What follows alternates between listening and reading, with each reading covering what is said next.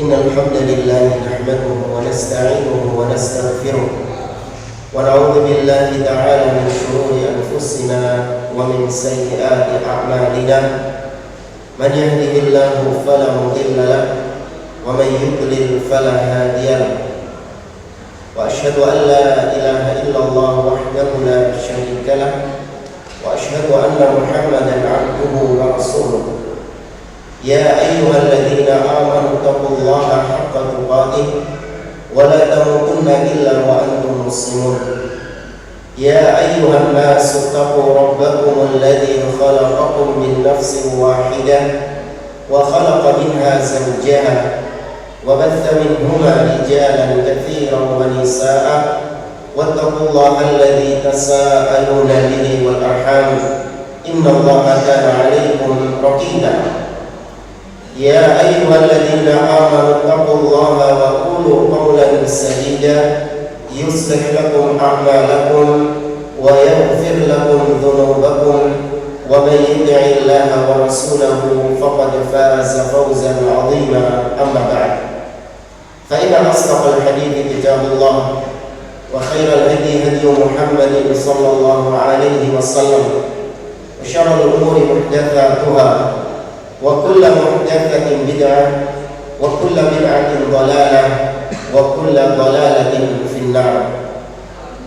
Ma'asyiral muslimin, ikhwani fillah wa akhwati rahimani wa rahimakumullah. Alhamdulillah, segala puji bagi Allah Subhanahu wa taala yang telah melimpahkan kepada kita nikmat-nikmatnya yang begitu banyak, sehingga di pagi hari ini kita masih diberikan taufik oleh Allah melaksanakan ibadah-ibadah kepadanya.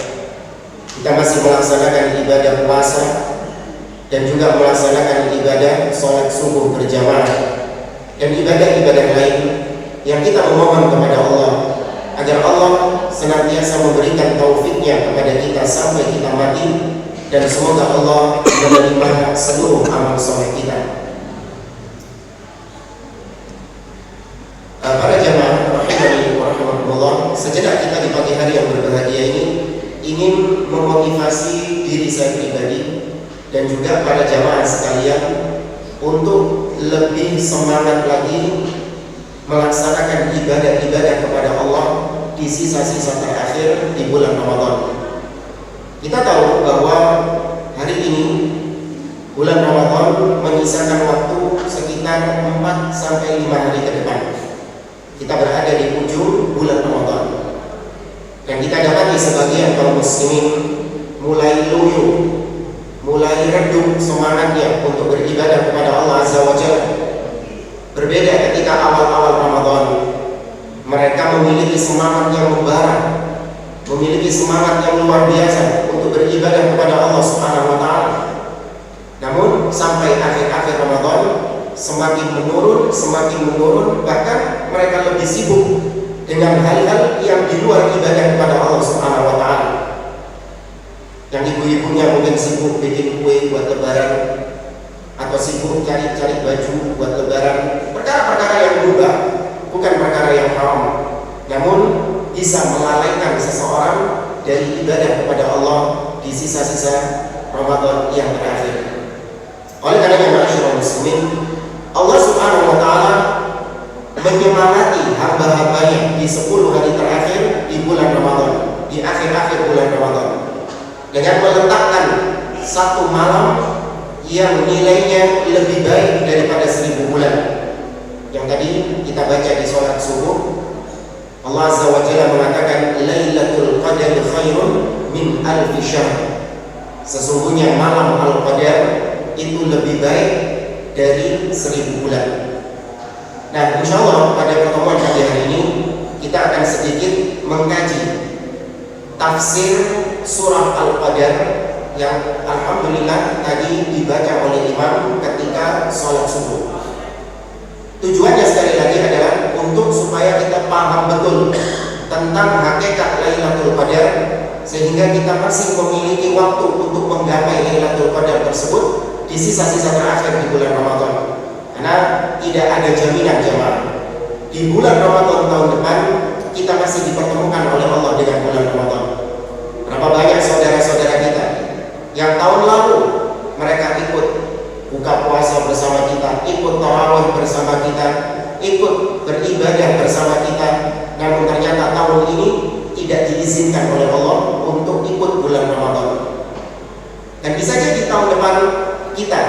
yang tidak diizinkan oleh Allah untuk mengikuti bulan Ramadan.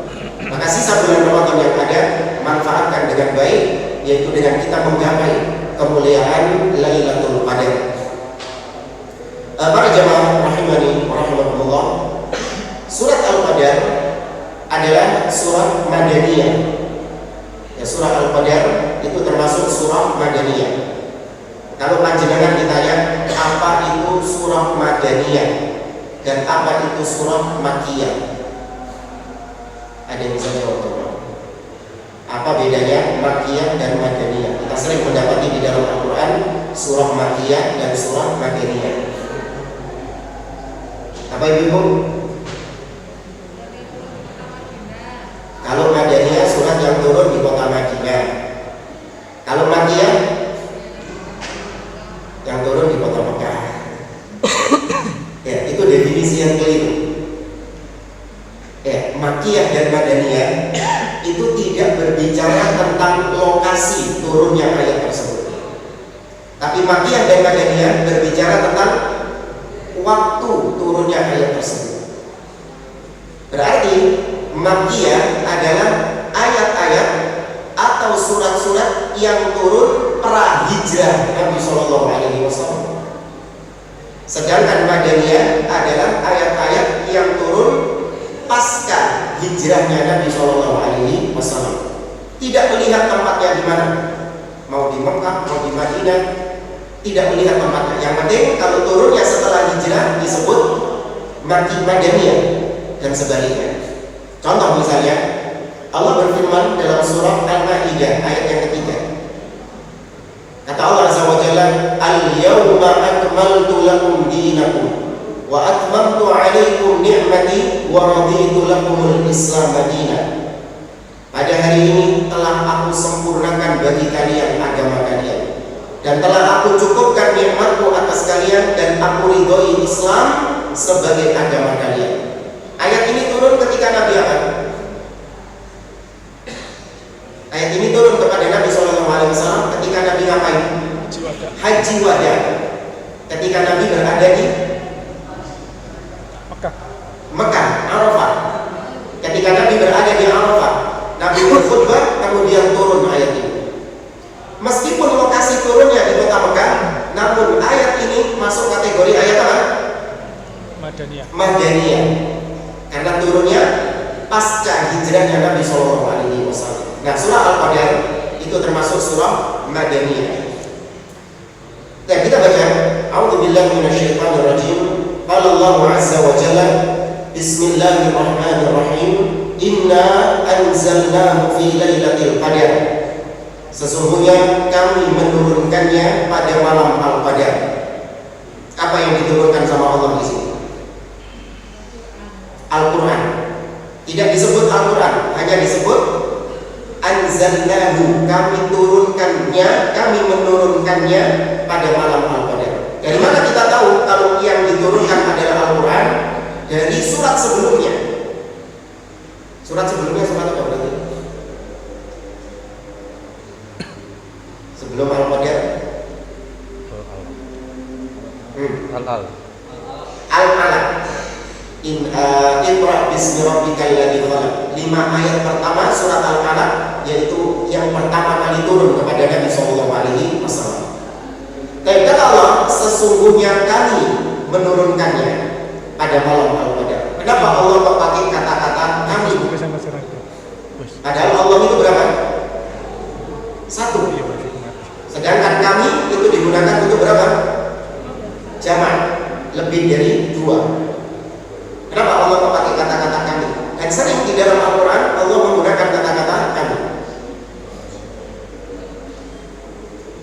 Kenapa jawab? Ya kan?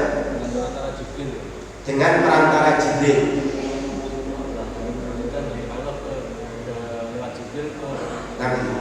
Nah, kesimpulannya Allah ketika menggunakan kami itu yang pertama adalah litta'zim, untuk pengagungan. Seperti saya misalnya kalau nyebut panjenengan pakai kata antum. Antum dari mana? Padahal antum itu dalam bahasa Arab untuk orang berapa? Banyak. Untuk orang banyak. Tapi kenapa saya pakai antum? Untuk pengagungan, ya, untuk menghormati. Maka sama Allah menggunakan nahnu, inna anzalna, kami menurunkan Al-Quran, itu untuk pengagungan. Kemudian yang kedua, kalau topiknya adalah tentang sesuatu yang Allah melibatkan sebagian makhluknya, dalam pekerjaan tersebut Allah melibatkan sebagian makhluknya, maka Allah menggunakan kami. Tapi kalau topiknya itu hanya hak Allah Subhanahu wa ta'ala, maka pasti Allah menggunakan aku, ana. Contoh misalnya di sini turunnya Al-Quran, Allah yang menurunkan Al-Quran. Tapi dalam proses penurunannya Allah melibatkan siapa? Jibril alaihissalam. Dalam surah Al-Hijr ayat yang ke-9 Allah mengatakan, inna nahnu nazzalna dzikra wa inna lahu lahafizun. Sesungguhnya kami yang menurunkan Al-Quran dan kami yang menjaga Al-Quran. Dua-duanya Allah menggunakan kata-kata kami. Turunnya Al-Quran dengan kami, penjagaan terhadap Al-Quran juga kami. Kenapa? Karena melibatkan makhluk lain. Turunnya Al-Quran melibatkan Jibril, penjagaan Al-Quran melibatkan siapa? Allah yang menjaga Al-Quran. Tapi dalam prosesnya Allah libatkan sebagian makhluknya untuk menjaga Al-Quran. Siapa dalam hal ini? Yang menjaga Al-Quran dari distorsi, dari perubahan-perubahan, sehingga Al-Quran tidak bisa dirubah-rubah. Siapa? Penghafal Al-Quran. Dan juga para ulama-ulama. Kalau penghafal hanya menjaga teksnya saja, tapi kalau para ulama menjaga pemahaman terhadap Al-Quran tersebut supaya tidak didistorsi pemahamannya oleh firqah-firqah yang menyimpang. Tapi kalau Allah berbicara tentang haknya, maka pasti Allah menggunakan aku. Gak mungkin Allah menggunakan kami. Apa hak Allah? Disembah. Kalau berbicara tentang sesembahan, tentang penyembahan, Allah pasti menggunakan aku. Misalnya Allah mengatakan, wa ma khalaqtul jinna wal insa illa liya'budun. Tidaklah aku ciptakan jin dan manusia kecuali untuk menyembahku. Aku, bukan kamu. Dalam surat Taha Allah mengatakan kepada Nabi Musa, innani anallah la ilaha illa ana fa'budni wa aqimis sholata li dzikri. Sesungguhnya aku adalah Allah, tidak ada yang berhak disembah dengan benar kecuali aku, maka sembahlah aku dan dirikanlah sholat untuk mengingatku. Bukan kami, tapi aku. Kenapa aku? Karena urusan sembah menyembah itu milik siapa? Hanya milik Allah Subhanahu wa ta'ala. Tidak boleh diberikan kepada selain Allah Azza wa Jalla. Ya, maka di sini Allah menggunakan kami karena melibatkan makhluk yang lain. Sesungguhnya kami menurunkan Al-Quran pada Lailatul Qadar. Ayat ini juga menjadi dalil tentang akidah ahli sunnah yang dipegang oleh para ulama dari zaman ke zaman, yaitu menetapkan Allah berada tinggi di atas. Dari mana kita mengambil akidah ini? Dari ayat ini Allah mengatakan kami menurunkan Al-Quran. Namanya turun dari mana ke mana? Dari atas ke bawah. Maka ini salah satu dalil, bukan satu-satunya dalil, salah satu dalil yang menetapkan Allah itu berada tinggi di atas. Dalil yang lain banyak. Kata Imam Ibnu Qayyim Al-Jauziyah, hampir 2000 dalil yang menetapkan Allah berada tinggi di atas. Ar-Rahman 'alal 'arsy istawa. Dialah Allah Ar-Rahman yang beristiwa di atas arsy. Dalam ayat yang lain, inna rabbakumullahu alladzi khalaqas samawati wal arda fi sittati ayyam tsumma istawa 'alal 'arsy. Dalam surat An-Nur Allah mengatakan, "Aamintum man fis sama' ay yakhsifa bikumul arda fa idza hiya tamur." Apakah kalian merasa aman dari yang di atas langit, yaitu Allah Subhanahu wa ta'ala? Ya, maka ini ditetapkan Allah berada tinggi di atas, tidak sebagaimana diyakini oleh sebagian orang Allah di mana-mana, atau Allah berada, atau Allah menyatu dengan makhluk-makhluknya. Ini semua akidah-akidah yang menyimpang, akidah yang batil. Yang hak, Allah berada tinggi di atas. Sesungguhnya kami menurunkan Al-Quran di malam Al-Qadar. Ada ayat lain yang mirip dengan ini, yang menunjukkan kapan turunnya Al-Quran tersebut. Ayat pertama ada di surat Al-Baqarah, ayat yang ke-185. Allah mengatakan, Syahrul Ramadan alladzi unzila fihi al-Quran. Bulan Ramadan di dalamnya diturunkan Al-Quran. Ayat yang kedua yaitu ini, Inna anzalnahu fi lailatul qadar. Sesungguhnya kami menurunkan Al-Quran pada malam Al-Qadar. Berarti dari sini kita mengambil kesimpulan bahwa Lailatul Qadar adanya cuma di bulan apa? Bulan Ramadan. Nah, ini menepis, menolak keyakinan sebagian orang yang katanya Lailatul Qadar itu ada di luar bulan Ramadan. Lailatul Qadar itu ada di bulan Sya'ban, ada di bulan Muharram, macam-macam. Nah, ini keliru. Lailatul Qadar hanya ada di bulan Ramadan, tidak ada di bulan-bulan yang lain. Kemudian ayat yang ketiga yaitu surat Ad-Dukhan, ayat yang ketiga. Allah mengatakan, Inna anzalnahu fi lailatin mubarakah. Sesungguhnya kami menurunkan Al-Quran pada malam yang diberkahi. Ya, Allah menyebut Lailatul Qadar sebagai malam yang diberkahi. Nah, kapan Lailatul Qadar itu? Maka dipersempit lagi oleh Nabi SAW dalam sabdanya. Nabi mengatakan, iltamisu Lailatul Qadar fil ashril awakhir min Ramadan. Carilah kemuliaan malam Lailatul Qadar pada 10 hari terakhir di bulan Ramadan. Maka Lailatul Qadar bukan di awal Ramadan, bukan di pertengahan Ramadan, tapi kata Nabi di akhir Ramadan. Lebih spesifik lagi, Nabi mengatakan fi witriha, pada malam-malam ganjilnya. Ya, pada malam-malam ganjilnya. Maka turunnya Al-Quran pada Lailatul Qadar, dan Lailatul Qadar itu terjadi di 10 hari terakhir di bulan Ramadan dan di malam-malam ganjilnya. Insyaallah nanti ada penjelasan lebih lanjut tentang hal ini. Jamaah dimuliakan oleh Allah Subhanahu wa taala. Kenapa kok disebut Al-Qadar? Ya, kenapa malam Lailatul Qadar itu kok disebut Al-Qadar? Lailatul Al-Qadar, malam Al-Qadar. Ada khilaf di antara para ulama. Kenapa malam tersebut disebut Al-Qadar? Yang pertama, Al-Qadar itu artinya adalah asyraf, kemuliaan. Sehingga ketika disebut Lailatul Qadar, maka berarti artinya Lailatul Syaraf, malam yang mulia. Ini sebagaimana ungkapan dalam bahasa Arab.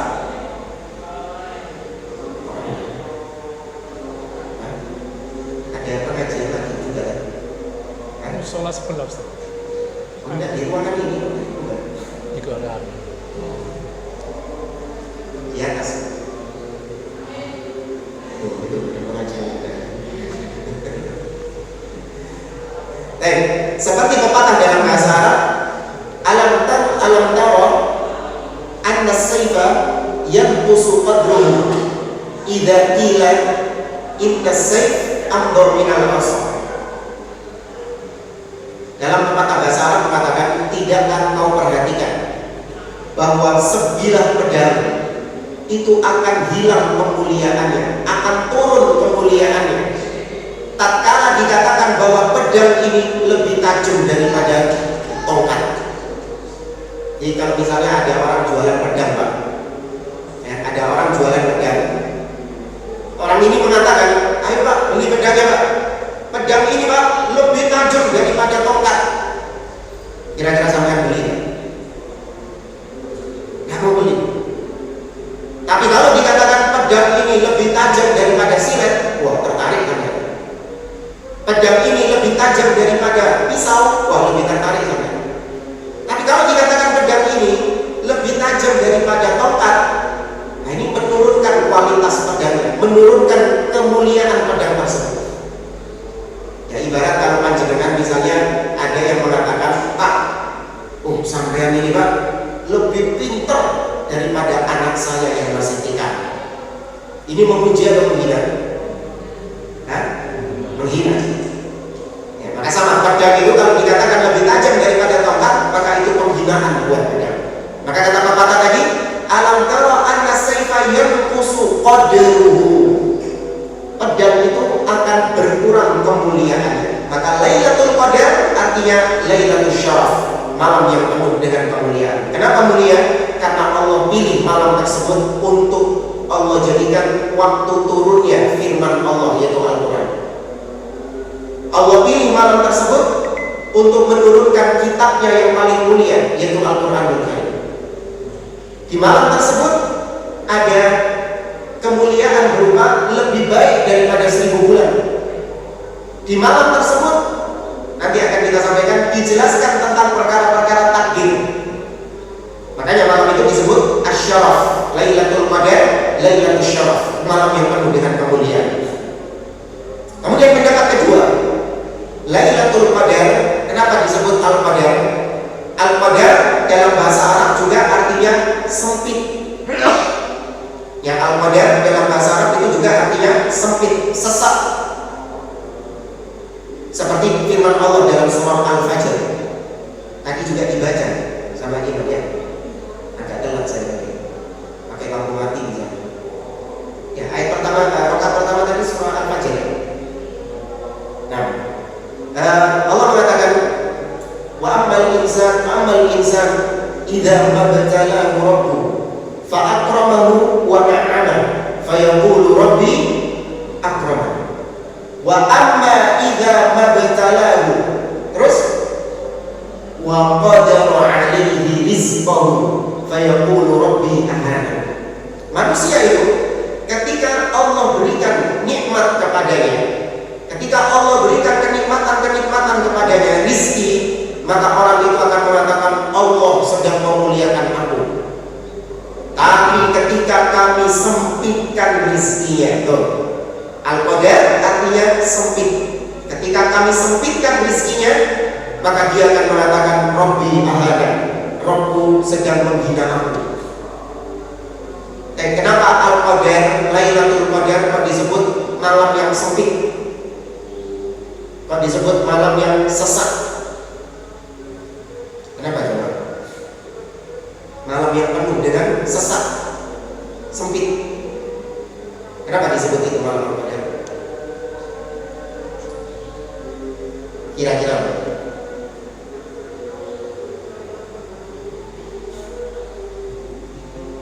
Cek, biar nggak ngantuk ditanya-tanya juga.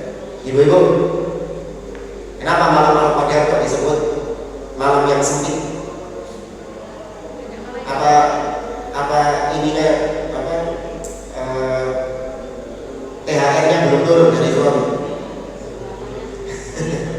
Kenapa tadi ada yang jawab? Nah, karena banyaknya malaikat yang turun. Iya, banyaknya malaikat yang turun. Seperti nanti dalam firman Allah, tanazzalul malaikatu war-ruhu fiha. Sehingga menjadikan malaikat-malaikat sempit berdesak-desakan ketika Lailatul Qadar tersebut. Dan turunnya malaikat itu pasti membawa barokah, membawa rahmat, membawa khair, membawa kebaikan. Ya, nanti insyaallah akan kita bahas di ayat tanazzalul malaikah. Tapi ini yang kedua, kenapa Al-Qadar disebut, kenapa malam itu disebut Al-Qadar, yaitu sempit. Nah, yang ketiga, kenapa malam Lailatul Qadar disebut Al-Qadar? Al-Qadar dari kata takdir. Karena pada malam Al-Qadar ditetapkan, diperinci takdir manusia, takdir makhluk sampai selama kapan? Sampai 1 tahun ke depan. Oke, itu tadi firman Allah dalam surah Ad-Dukhan ayat yang ketiga sampai yang keempat. Allah mengatakan, Inna anzalnahu fi lailatin mubarakah inna kunna munzirin fiha yufraqu kullu amrin hakim. Di malam Al-Qadar itu diperinci semua takdir-takdir dengan bijak. Ini tidak menyelisihi yang ada di Lauhul Mahfuz. Karena kalau di Lauhul Mahfuz itu adalah catatan takdir yang secara umum global sampai hari kiamat. Nah, adapun ketika Lailatul Qadar itu rincian dari yang di Lauhul Mahfuz, Allah beritahukan kepada para malaikat-malaikat rincian takdir yang akan terjadi sampai tahun yang akan datang. Ya. Ini 3 alasan kenapa malam Lailatul Qadar itu disebut dengan Al-Qadar. Baik. Kemudian jemaah rahimani wa rahimakumullah,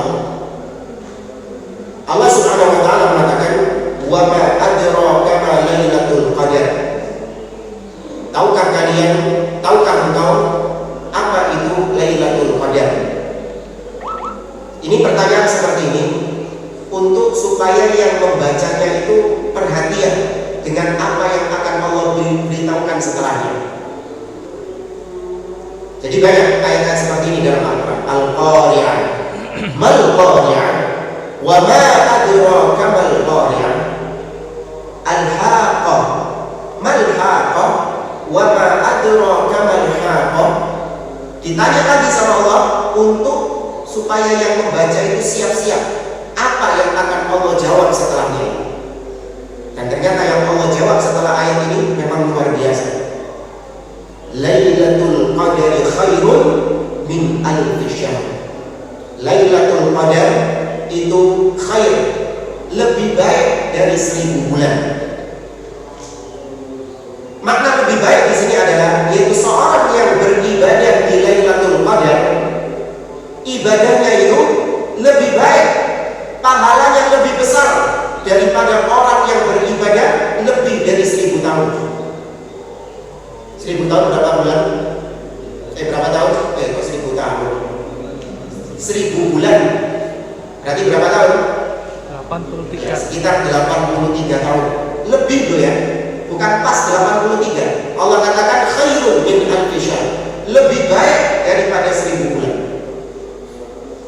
Seorang ketika dia beribadah bertepatan dengan Lailatul Qadar, maka tercatat di sisi Allah dia seakan-akan melaksanakan ibadah tersebut selama lebih dari 83 tahun. Kalau sampai yang sholat, maka seakan-akan sholatnya itu lebih dari 83 tahun.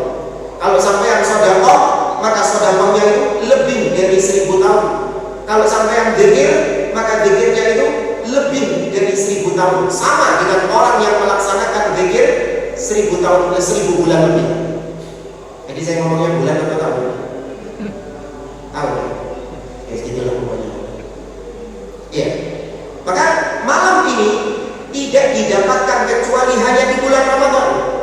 Di sisa-sisa terakhir di bulan Ramadan, dan kita masih memiliki waktu untuk mendapatkannya. Besok malam 26, besok malam 27, besok malam 28, besok malam 29. Kalau ada 30, besoknya malam 30. Kita masih memiliki waktu-waktu terakhir untuk menggapai kemuliaan Lailatul Qadar tersebut. Maka manfaatkan. Umur kita gak jamin bisa sampai 83 tahun. Kata Nabi SAW, "A'malu ummati ma baina 60 ila 70. Wa qalilun man yujawwizu dzalik." Umur rata-rata umatku, kata Nabi, antara 60 tahun sampai 70 tahun. Dan sedikit yang lebih daripada itu. Tak bukti mau sekarang. Siapa di masjid ini yang usianya lebih 70 tahun?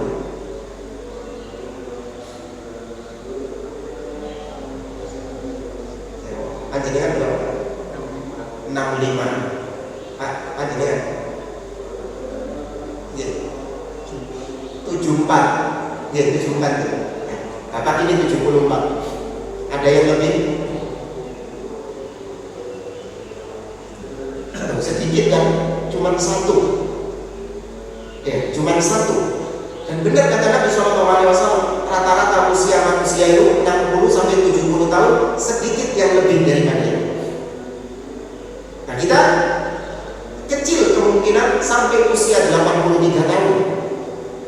Namun kalau kita mendapatkan kemuliaan Lailatul Qadar, kita tercatat meskipun usia kita mungkin katakanlah 60 tahun, usia kita katakanlah 70 tahun, tapi ketika mendapatkan kemuliaan Lailatul Qadar, kita tercatat seperti orang yang beribadah lebih dari 83 tahun. 83 tahun ya. Itu kalau kita dapat satu kemuliaan Lailatul Qadar di Ramadan. Kalau digabungkan Ramadan tahun depan gimana? Kalau tahun depan lagi dapat Lailatul Qadar gimana? Kalau 10 kali mendapatkan Lailatul Qadar bagaimana? Luar biasa. Itu namanya usia yang diberkahi. Usia diberkahi itu bukan cuma sekedar usianya panjang, enggak. Tapi usia yang diberkahi adalah usianya dijadikan, dihabiskan untuk beribadah kepada Allah Subhanahu wa taala. Itu yang dikatakan usia yang diberkahi. Jamaah dimuliakan Allah rahimani wa rahimakumullah. Nabi sallallahu alaihi wasallam memotivasi para sahabat-sahabatnya dengan Lailatul Qadar ini. Beliau mengatakan, taharraw Lailatul Qadar fil ashril awakhir min Ramadan. Bersemangatlah kalian, bersungguh-sungguhlah kalian untuk menggapai kemuliaan Lailatul Qadar di 10 hari terakhir di bulan Ramadan. Dan itu dipraktekkan sendiri oleh Nabi sallallahu alaihi wasallam. Diriwayatkan oleh Aisyah radhiyallahu taala anha, Nabi itu idza dakhala al-ashra syadda mizarahu. Nabi mengencangkan ikat pinggangnya, mengencangkan sarungnya, menandakan bahwa Nabi bersemangat untuk menggapai Lailatul Qadar itu. Padahal Nabi ini orang yang sudah diampuni dosa-dosanya, orang yang sudah dijamin masuk surga, tapi beliau semangat untuk menggapai Lailatul Qadar. Wa ahya lailahu, dan Nabi menghidupkan malam-malam tersebut dengan beribadah kepada Allah. Ibadah apapun. Yang paling ditekankan memang adalah iktikaf. Itu yang paling ditekankan.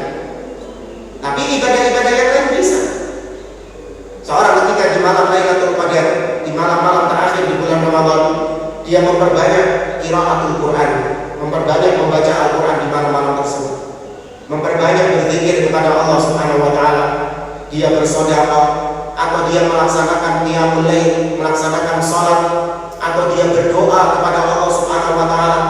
Intinya ibadah apapun, sepanjang itu ibadah, kerjakan sebisa mungkin, semampu kita di sisa-sisa terakhir di bulan Ramadan ini. Memang tidak ada keharusan yang harus melekan, harus begadang, enggak. Seorang ketika memang sudah capek, lelah, boleh dia beristirahat. Namun malam tersebut dia lebih banyak menghabiskan untuk ibadah daripada yang non ibadah. Jadi kalau kita hitung Mbak, malam itu startnya mulai apa? Maghrib. Ya, waktu malam itu start mulai maghrib. Maka mulai maghrib dia melaksanakan ibadah yang dia mampu. Sholat maghrib berjamaah, ya, atau mungkin juga bisa tadi memberi makan kepada orang-orang yang berbuka puasa. Kemudian dilanjut sholat isya, kemudian dia sholat taraweh, ya, kemudian dia membaca Al-Quran, ya, kemudian malam dia istirahat, malam dia bangun untuk sholat lagi misalnya, boleh. Ya, setelah itu dia berzikir, setelah itu dia membaca Al-Quran. Intinya dia lebih banyak menghabiskan malam tersebut dengan beribadah kepada Allah Subhanahu wa taala. Ya, itu yang bisa diupayakan untuk seseorang menggapai kemuliaan Lailatul Qadar. Kemudian jemaah rahimani wa rahimakumullah, ayat berikutnya Allah mengatakan tanazzalul malaikatu war ruhu fiha. Atau sebelumnya tadi belum kita sampaikan,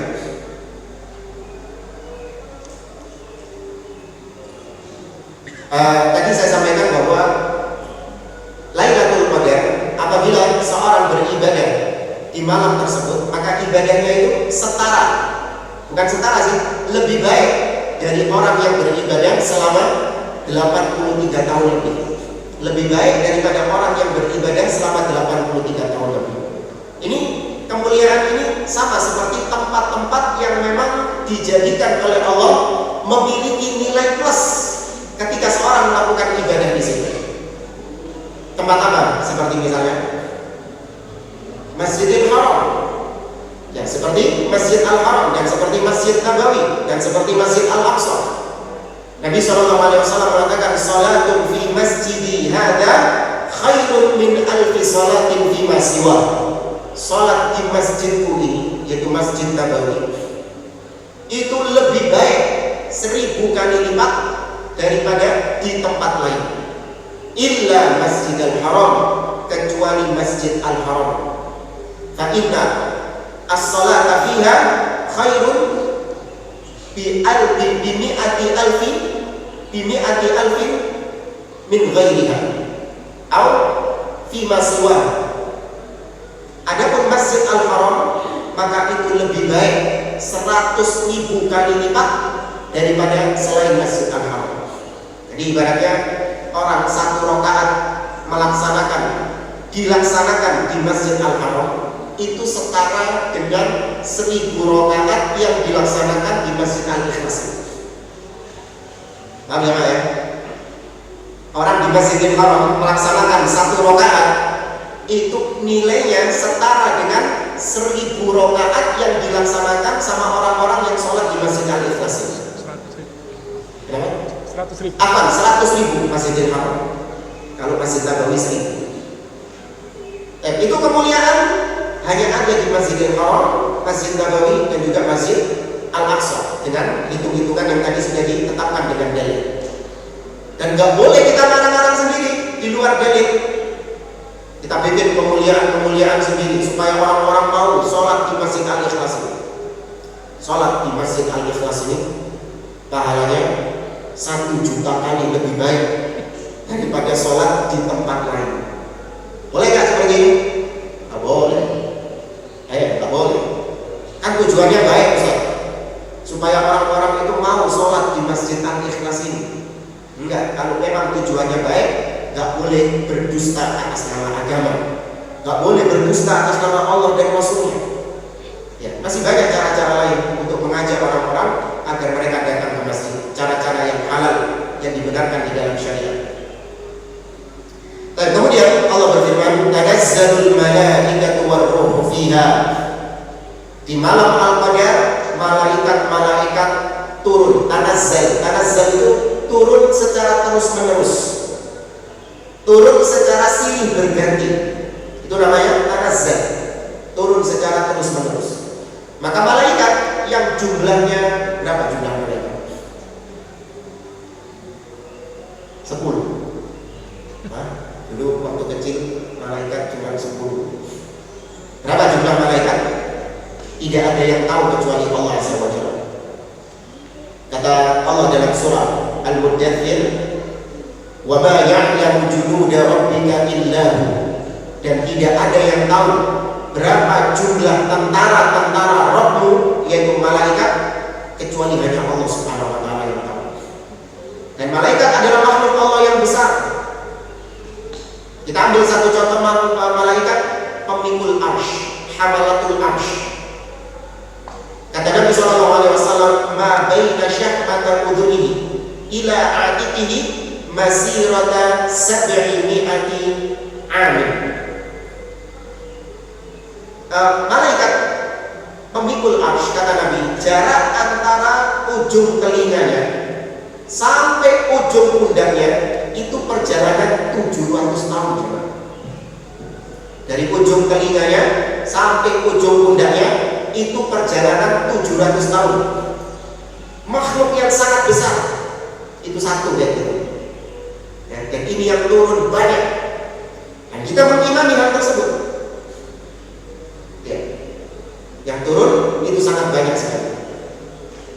Waruh, dan juga selain malaikat-malaikat yang turun juga adalah ar-ruh. Siapa yang dimaksud ar-ruh di sini? Jibril alaihissalam. Dikhususkan penyebutannya. Padahal Jibril juga masuk malaikat, tapi didewekno, disendirikan. Kenapa? Karena Jibril memang malaikat yang paling mulia dari semua malaikat yang ada. Ya, malaikat-malaikat yang ada tidak lebih mulia daripada Jibril alaihissalam. Itu pun juga turun ketika Lailatul Qadar. Dan turunnya malaikat sudah tadi kita sampaikan, itu pasti membawa rahmah, membawa kebaikan, membawa keberkahan. Ya, para malaikat turun, kata Allah Azza wa Jalla, bi'izni rabbihim, dengan izin Rabb mereka, min kulli amrin, dengan segala yang Allah perintahkan kepada mereka. Ada yang diperintahkan untuk menurunkan rahmat, ada yang diperintahkan untuk mencatat hamba-hamba Allah yang beribadah di Lailatul Qadar itu, menjadi saksi bagi mereka bahwasanya mereka ini beribadah kepada Allah di Lailatul Qadar. Ya, maka rugi orang-orang yang membuang-buang malam Lailatul Qadar dengan perkara-perkara yang sia-sia, atau bahkan naudzubillah dengan bermaksiat kepada Allah Subhanahu wa taala. Naudzubillah. Setelah itu Allah mengatakan salamun hiya hatta matla'il fajr. Keselamatan, ya, salam artinya keselamatan di malam Lailatul Qadar itu tetap ada sampai terbitnya fajar.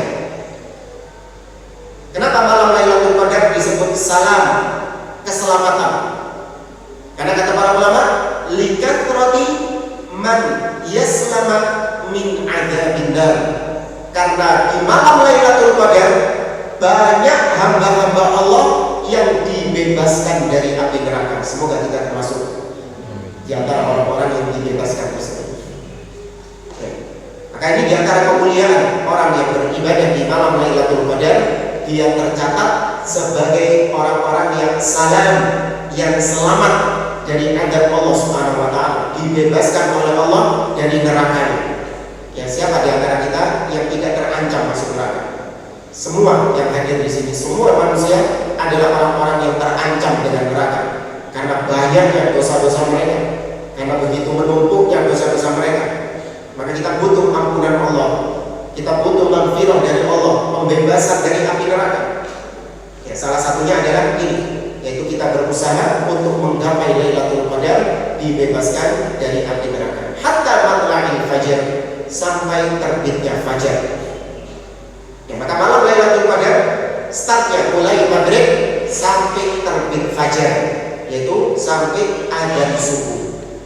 Ada khilaf di antara para ulama, apakah sholat subuh masih berlaku Lailatul Qadar? Ini ada khilaf di antara para ulama.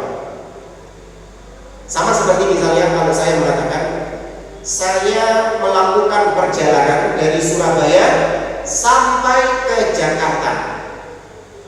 Apakah saya sudah masuk Jakarta?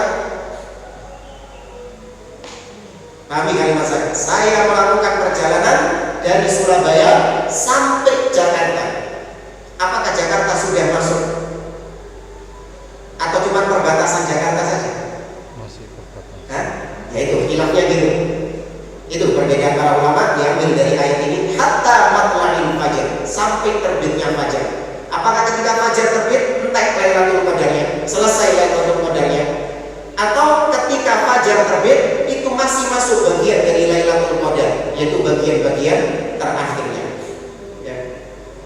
Maka orang yang ingin mendapatkan Lailatul Qadar, dia tetap melaksanakan sholat subuh berjamaah, terutama buat bapak-bapak. Ya, jangan sampai kita malamnya semangat tarawih, ya, tahajud, baca Quran, sampai kecapean, akhirnya sholat subuhnya bablas. Nah, ini keliru. Karena bagaimanapun juga sholat tarawih, tahajud, qiyamul lail yang kita kerjakan berrokaat-rokaat, yang kita kerjakan panjang berjam-jam, jika dibandingkan dengan sholat subuh 2 rakaat, mana yang lebih baik? Tetap sholat subuhnya. Bagaimanapun juga yang wajib itu tetap lebih didahulukan daripada yang sunnah. Kata Imam Al-Qurtubi rahimahullah, man ishtaghala bil fardi 'anil nafli fahuwa ma'dzur. Barang siapa yang sibuk dengan hal-hal yang wajib sehingga yang sunnah-sunnah dilalaikan sama dia karena sibuknya dengan yang wajib, maka orang ini dapat udzur, enggak apa-apa. Tapi sebaliknya, wa man ishtaghala bin nafli 'anil fardi fahuwa maghrur.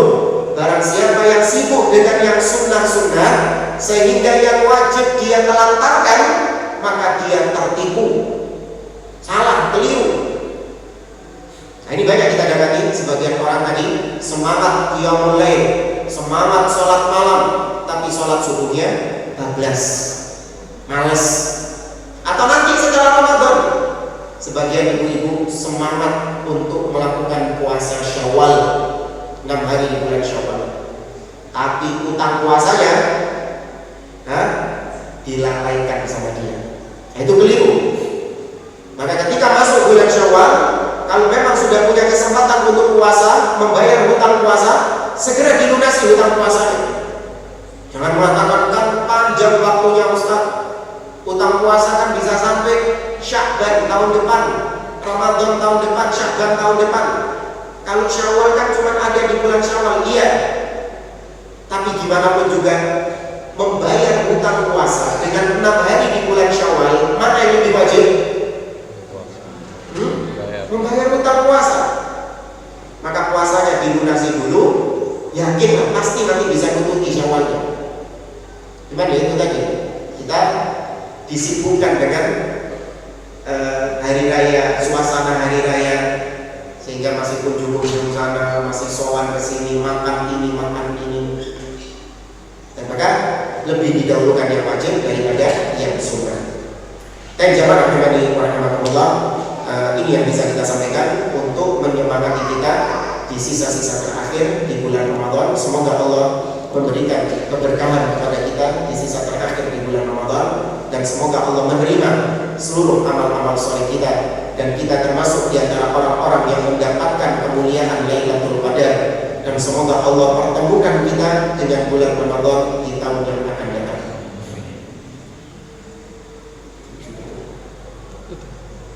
Tutup Ustaz. Ada tanya jawab ya? Saya mengerti. Saya lihat Bapak. Bapak Ibu barangkali ada pertanyaan, monggo kami persilakan. Dari Ibu mungkin. Kita capek 3 menit. Oh iya. Sampun Ustaz. Baik. Dengan doa Ustaz. Ya, saya cukupkan majelis kita dengan doa kafaratul majelis.